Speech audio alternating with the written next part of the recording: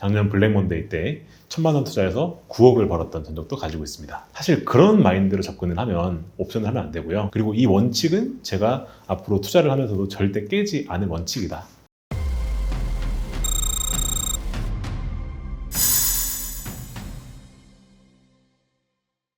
안녕하십니까, 퀀터스 이재민입니다. 저는 현재 이 퀀터스라는 서비스를 만드는 퀀터스 테크놀로지스의 대표로 있고요, 최고 기술 책임자도 겸하고 있습니다. 퀀터스에 들어가는 핵심 알고리즘들과 전반에 대한 것들은 다 제가 기획하고 가끔씩 직접 개발도 하고 있고요. 현재 숭실대학교에서 겸임 교수도 같이 하고 있습니다. 주로 AI, 인공지능, 그리고 퀀트 투자에 대해서 강의를 하고요.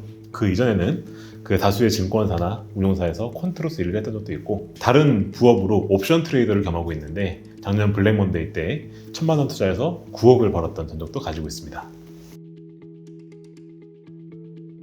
제가 정확하게 기억을 하는데 2024년 7월 말 정도에 갑자기 일본은행이 시장 모두의 예상을 깨고 금리를 올렸고요. 말 그대로 블랙스완이 일어난 거죠.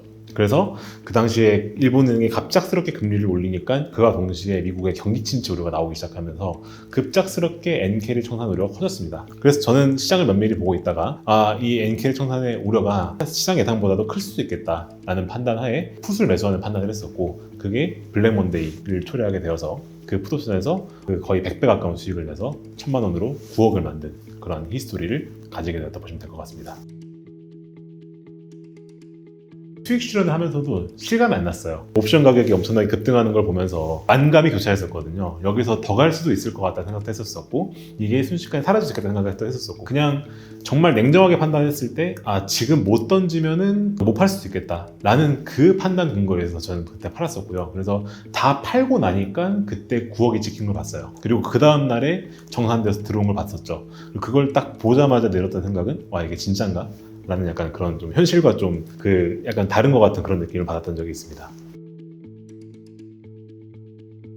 사실 옵션이라고 하는 걸 남들에게 권하지 말라고 하지 않습니까? 근데 저는 옵션을 블랙스완을 해지하기 위해서 했던 겁니다. 무슨 말이냐면은 제 전체 자산이 있다고 했을 때 그 자산에서 극히 일부분만 넣은 거였어요. 사실 제가 그때 당시에 금요일 날에 그 당시에도 풋이 올랐어가지고 돈을 꽤 벌었었거든요. 그때도 제 기억이 맞다면 1억 가까이 수익을 냈던 걸로 기억을 해요. 근데 제가 그날 1억을 다 투자한 게 아니라 정확히 1,000만 원만 투자했었어요. 무슨 말이냐? 제 자산의 극히 일부분만 투자를 한 거죠. 그리고 그게 정말 블랙스완으로 이어져서 그때 9억의 수익을 낸 겁니다. 혹자는 이렇게 말을 할 수도 있죠. 그때 너가 그럼 1억을 다 투자했으면 90억 번 거 아니냐 라고 할 수 있는데, 사실 그런 마인드로 접근을 하면 옵션을 하면 안 되고요. 말 그대로 우리가 이 블랙스완을 해지하는 목적으로 일부분의 자산만을 이렇게 옵션으로 깔아놓고 있는 거는 저는 누구에게나 권장할 만하다 말씀드릴 수 있을 것 같아요. 그 비중은 대략 한 5% 내외 정도? 이 블랙스완이라는 게 갔었을 때 사실 투자 시장에서 그 모든 자산이 다 빠지거든요. 그때 당시 상황을 기억해보면 모든 자산이 다 폭락을 했어요. 채권도 폭락하고 주식도 폭락하고 금도 심지어 그때는 그렇게까지 좋지 않았었고요. 근데 그런 상황에서는 오직 풋 옵션만이 오르기 때문에 풋을 깔아놓고 있는 게 여러분의 자산을 지킬 수 있는 좋은 방법이다 라고 저는 보고 있습니다. 그때 당시에도 그랬었습니다. 사실 옵션을 손으로 거래하는 건 사실상 되게 쉬운 일은 아니거든요. 그러다 보니까는 그때도 사실 진입과 청산은 다 퀀트적으로 제가 만든 그 API 시스템을 가지고 했었고요. 그래서 사실 그때 당시에 제가 했던 거는 딱 하나밖에 없었죠. 그때 당시에 청산을 할 거냐 말 거냐, 내가 진입을 할 거냐 말 거냐 라고 하는 것만 결정하는 시스템만 가지고 그때 당시에도 운용을 했었습니다. 이제는 저희 팀이 좀 커져서 이런 것들을 저희 개발자들한테 어느 정도 인계를 해가지고 그런 유지보수나 그런 것들은 저희 개발자들이 하지만, 사실상 퀀터스에 들어가는 메인 알고리즘 로직은 다 제가 만들었다고 보셔도 무방합니다. 사실 저는 개인적으로 투자를 공부하는 걸 되게 좋아하고요. 그리고 매크로를 분석하는 걸 개인적으로 너무너무 좋아합니다. 그리고 이제 이 매크로를 분석을 하면서 사실 매크로 분석만 해서도 안 되고 차트도 같이 봐야 되거든요. 그 당시의 상황을 생각해 봤을 때 일본은행이 금리를 올렸다고 했었을 때 그 당시의 시장의 반응은 그때는 상승이었어요. 그러다가 사람들이 깨닫기 시작한 거죠. 이 일본은행이 금리를 올린 게 이게 보통 일이 아닌 거구나 깨닫기 시작했고, 그게 차트에 보이기 시작했죠. 그 차트에 보이는 시점에 저는 진입하기 시작했었고, 이런 차트를 보는 눈과 그리고 매크로를 분석하는 분석력이 같이 결합이 되어서 이게 융합적으로 돌아가야지 기회를 포착할 수가 있지, 뭔가 매크로만 공부해서 되는 것도 아닌 것 같고 차트도 같이 공부를 해야 되는 약간 그런 영역이라고 생각을 해요. 투자라는 거는 기본적으로 복합 예술이다 저는 보고 있어요. 그래서 저는 정말 박학다식한 걸 추구하거든요. 저는 개발자이기도 하면서, 그리고 투자자이기도 하면서, 그리고 뭔가 세상을 다르게 볼 수 있는 시각, 이런 것들이 그런 기회를 포착하는 데서 도움이 되지 않나 라고 생각을 하고 있습니다. 전략에 혹시 변화가 혹시 있으셨어요? 사실 블랙 먼데이를 경험했다고 해서 제 투자 방식이 바뀐 것 같지는 않습니다. 사실 그렇기 때문에 제가 시장에 살아남아 있는 것 같은데, 제가 그때 당시에 블랙 먼데이 때 아주 큰 돈을 벌었다고 해서 제 투자 스타일이 바뀌어서 갑자기 좀 더 뭐 공격적으로 한다든가 약간 그런 식으로 했으면은 제가 시장에 남아있을 리가 없겠죠. 저는 여전히 그때 돈을 번 이후에도 풋옵션은 말 그대로 해치 용도로만 5% 내외의 자금만 투자하는 걸 원칙으로 삼고 있고요. 그리고 이 원칙은 제가 앞으로 투자를 하면서도 절대 깨지 않을 원칙이다 라고 봐주시면 좋을 것 같습니다. 사실 그래서 제가 요즘에 VIP 프로그램 런칭하지 않았습니까? 그거는 제가 직접 설계한 전략들이 거기에 들어가 있는데, 거기에도 이 풋옵션을 매수해서 해지를 거는 전략은 정말 극히 일부만 하게끔 제가 제한을 걸어놨고 그렇게 또 말씀을 드리고 있어요. 전망과 대표님의 투자 계획은 혹시 어떻게 되실지 알 수 있을까요? 제가 미리 말씀드리겠습니다. 저는 항상 전망이 바뀌는 사람입니다. 그래서 오늘 했던 얘기가 내일 되면 바뀔 수도 있어요.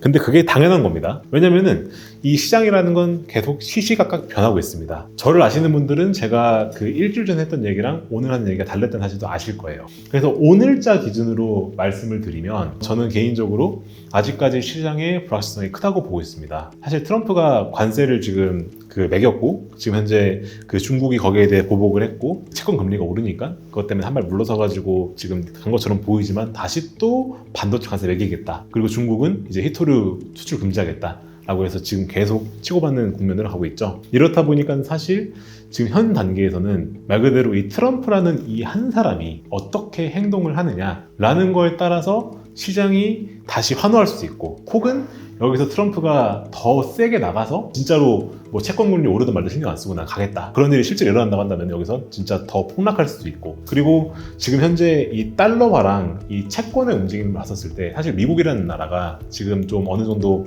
대외 신인도라고 표현을 하죠.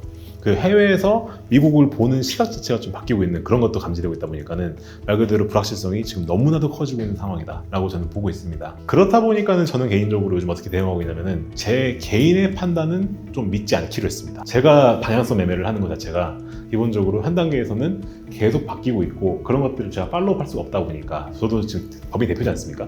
펀터스 운영도 해야 되고 강의도 해야 되는데 제가 이 시장을 계속 들여다보고 거래만 할 수 없는 노릇이니까요. 개인적으로 매매하는 건 횟수는 좀 많이 줄였고 오로지 퀀트, 그리고 제가 아까 말씀드렸던 블랙스완 해지, 특히나 이 블랙스완 해지가 지금은 너무나도 중요하다고 보고 있어요. 어느 일이 터져서 뭐가 터질지 지금 우리는 아무도 모르기 때문에 지금 현 단계에서는 이 블랙스완 해지가 너무나 중요하다고 보고 있어서 저는 그런 쪽에 현재 집중을 하고 있다 라고 봐주시면 좋을 것 같습니다. 딱 첫마디 드리자면 투자는 빨리 시작할수록 좋습니다. 사실 제가 가장 후회되는 게 투자를 내가 왜 더 일찍 시작 안 했을까? 이게 저는 개인적으로 너무 후회되거든요.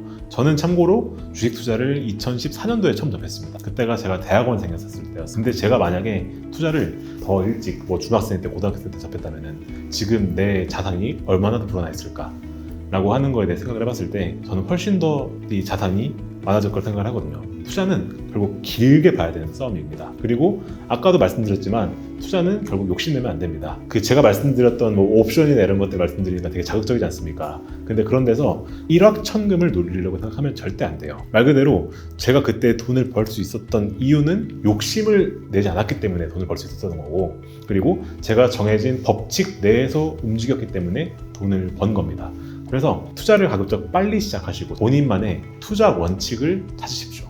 그리고 본인의 원칙을 못 찾겠다 하시는 분들 계시지 않습니까? 그때는 제가 봤을 때는 퀀트가 아주 좋은 스타팅 포인트가 될 수 있어요. 왜냐면 퀀트는 기본적으로 이 레시피대로 투자를 하는 거기 때문에 이 퀀트에 들어가는 알고리즘에 들어가는 컨셉만 공부하더라도 투자에 대해서 많은 걸 알 수 있습니다. 그래서 저는 개인적으로 제가 투자를 공부하는 이유도 퀀트에 들어가는 법칙을 만들기 위해서 저는 공부를 하거든요. 그 말은 반대로 말을 하면은 이 퀀트에 들어가는 법칙을 배우게 되면은 투자의 원칙을 세울 수 있다는 것도 우리가 연결되기도 하죠. 그래서 저는 젊은 세대들한테 퀀트를 접하라 말씀드릴 때 크게 두 가지 말씀드리는데, 첫째는 아까 말씀드린 투자의 원칙을 배우는 관점에서 아주 훌륭한 수단이고, 두 번째는 이 퀀트를 그대로 따라하는 것만으로도 꽤 훌륭한 수익을 낼 수 있다. 정리하면 첫 번째, 투자를 빨리 시작해라. 두 번째, 투자의 원칙을 세워라. 그리고 거기에 콘트가 큰 도움이 되니까 혹시 관심 있으면 한번 보면 좋겠다 말씀을 드리고 싶습니다.